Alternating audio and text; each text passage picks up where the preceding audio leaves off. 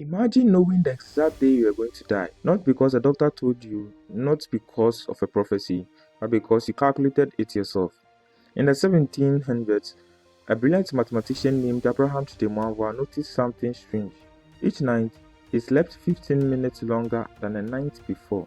To most people, that would just seem like aging. But to a man who saw the world through numbers, it was a pattern, an arithmetic sequence. And from that pattern, he did something extraordinary. He opened his notebook, did the math, and quickly predicted the day he would never wake up again. Abraham de Moivre was a brilliant French mathematician born in 1667 as a French Protestant. He faced religious persecutions.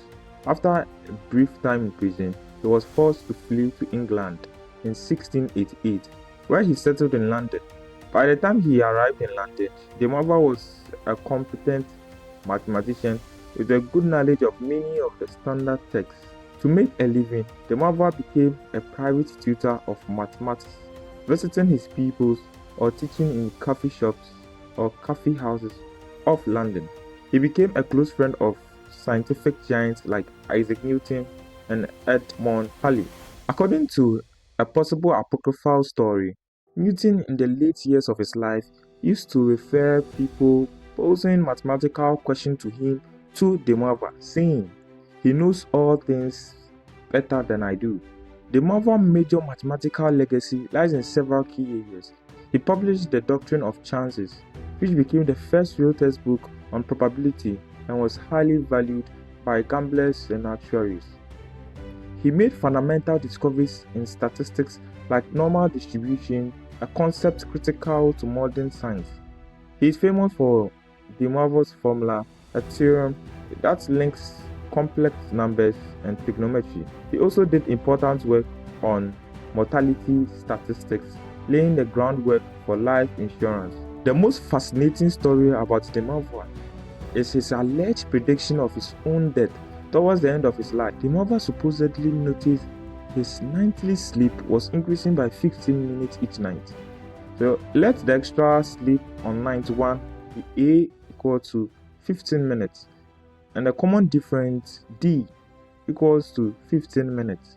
So the extra minutes each night form 15, 30, 45, and so on. So let's find for the total number of minutes required for him to sleep forever.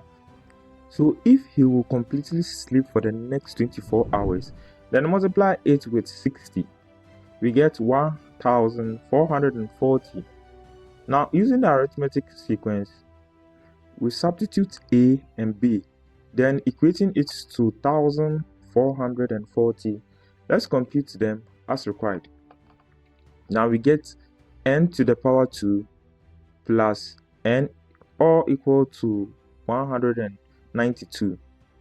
Quickly solving this, we get two complex roots. Since the time cannot be negative, and also there is an increase in the time, the required number of days is 13.84. But what does this mean? It means in the next 13.84 days, he will sleep for 24 hours and he will never wake up.